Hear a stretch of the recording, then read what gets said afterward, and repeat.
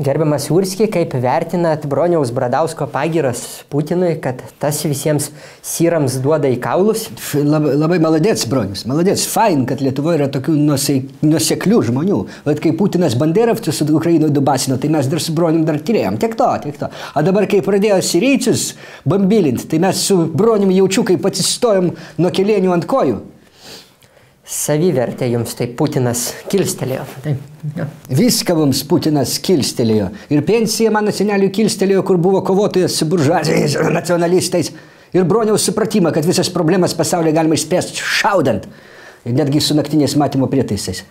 A jums neatrodo, kad... Aš dar nebaigiau, šunie! Kas neatrodo, kas norėtų klauskite? Gerai.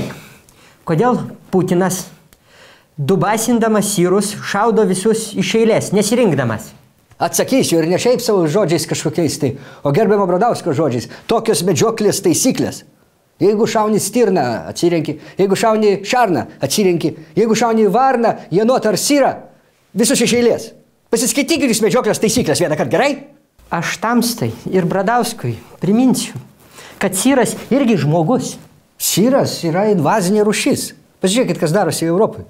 Ir vat kaip teisingai Putinas ir sakė, problemas reikia spręsti namie.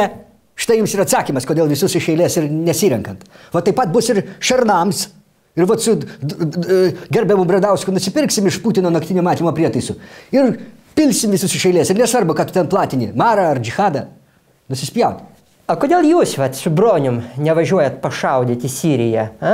Putinas tai priims? Na, mes nedurniai. Jeigu džihadistai vakar už Ruso galvą siūlė $5,000, tai už mūsų su Bradausku galvas po 10 000 mažiausiai.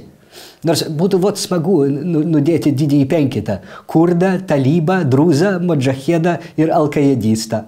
Trofėjinį. Kaip suprasti trofėjinį? Nu, su barzda didelė. Tokio iškamšą labai gerai žiūrėtųsi pas Bronių ant sienos svetainį. Supratot? Kuti. Bijot, ne?